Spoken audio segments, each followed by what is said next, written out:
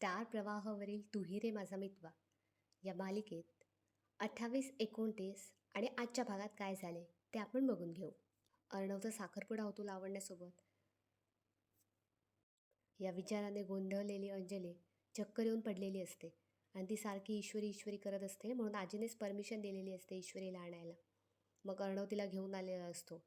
ईश्वरी अंजलीशी बोलत असते आणि सगळेजण म्हणतात की आता बाहेर जाऊया आपण. पण तिकडे ईश्वरी आणि अर्णव थांबतो आणि मग अंजली त्यांना सरळ सरळ विचारते की तुम्हाला दोघांना एकमेकांबद्दल काय वाटतं ते मला प्लीज आज खरं खरं सांगा. मग ईश्वरी म्हणते की ताई मला अर्णव सरांबद्दल खूप आदर वाटतो. मग ती अर्णव सरांची खूप तारीफ करते आणि ती असं शेवटी सांगते की मी कशी आहे हे मला फक्त अर्णव सरांमुळे कळलं. नाही तर मला थोडीच माहीत होतं की मी अशी पण आहे. ठरवलं तर मी काहीही करू शकते हे मला अर्णव सरांमुळेच समजलं. सो मला त्यांचा खूप आदर आहे. अंजली म्हणते चिंटू आता तू सांग. मग अर्णव सांगतो ताई आता मी काय सांगू, तुला माहीत आहे ASRला उलट उत्तर देण्याची हिंमत फक्त ही मिस इंदोरच करू शकते. अशी आमची फ्रेंडशिप एकदम घट्ट आहे. आणि हे सगळं बोलणं आजी बाहेरून ऐकत असते. तिला ते कसं तरीच वाटतं खूप. ती मनात म्हणते ईश्वरीची पत्रिका जर जुळली असती तर खूप बरं झालं असतं, कारण तिला ऑलरेडीच ती ईश्वरी आवडत असते. पण पत्रिका जुळत नसल्यामुळे तिला ते तसं वाटतं. आणि पत्रिका जुळत नाही म्हणजे ती जुळवून आणली गेली नाही आहे त्या मामीमुळे. मग इकडे ईश्वरी घरी येते. शेवटी आजी अर्णवकडे जाते आणि त्याला विचारते की तुला नक्की काय वाटतं. तू लगेच तिला सांगतो की आज मला खूप काम आहे, मला जायचं आहे ऑफिसला. आणि तो तिकडून निघून जातो.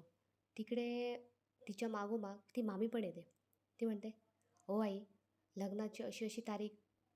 तिला तिच्या सासूबाईच्या चेहऱ्यावर उत्साह दिसत नाही म्हणून ती विचारते की आई काय झालं.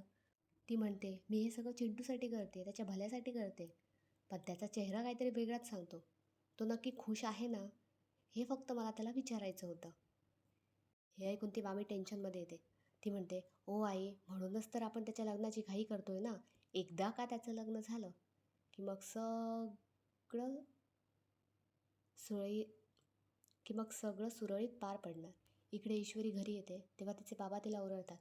ते म्हणतात अगं तो अर्णव, कुठली ती त्याची बहीण, त्याने बोलवलं म्हणून लगेच तू तयार झालीस, ते पण तुझ्या साखरपुड्याच्या दिवशी. ती बरी नाही ते तुला समजलं, तू लगेच तावलीस चौकशी करायला. पण इकडे सहाने मास्तर पण बरे नाही आहेत, त्यांची चौकशी नाही केलीस तू. मग ईश्वरी सांगते सॉरी बाबा, पण एक मी खरं सांगू का, मला सहाने मास्तरांची चौकशी करावी असे नाही वाटलं. माझ्या मनातसुद्धा तो विचार आला नाही. ईश्वरीचे बाबा म्हणतात की तो अर्णव जोपर्यंत आपल्या लाईफमध्ये आहे ना तोपर्यंत काही ना काही प्रॉब्लेम येत राहणार. मग ईश्वरी याला विरोध करते. इकडे पाटील अर्णवला कॉल करतो आणि त्याला सांगतो साहेब तुम्हाला काहीतरी महत्त्वाचं सांगायचं आहे, मी आता तुम्हाला भेटायला येतो.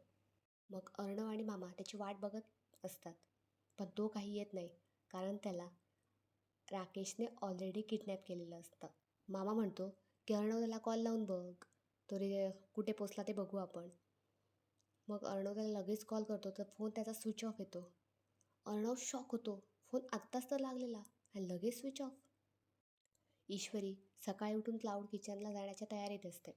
मग तिचे बाबा म्हणतात खूप काम आहे तर मी पण कामाला येऊ शकतो. मग ईश्वरी म्हणते तुम्हाला देण्या इतपत मला पेमेंट तुमचा परवडणार नाही आणि अशी म्हणते.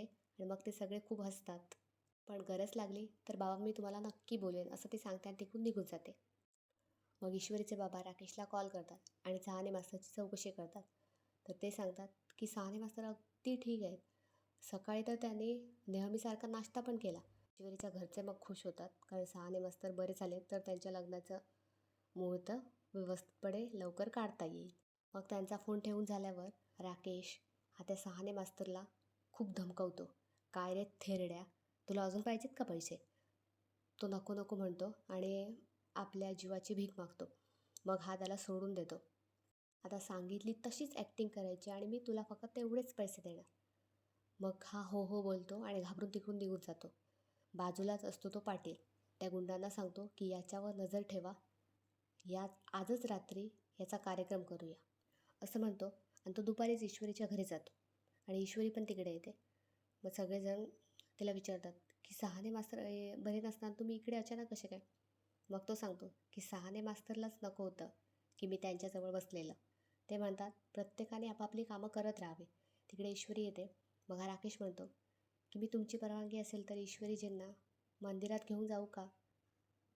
मग ईश्वरीची आई म्हणते की नाही नको, साखरपुडा अजून झाला नाही आहे. तर पण ईश्वरीचे बाबा त्याला विरोध करतात. ते म्हणतात जाऊ दे दोघांना, दोघांची ओळख कधी होणार?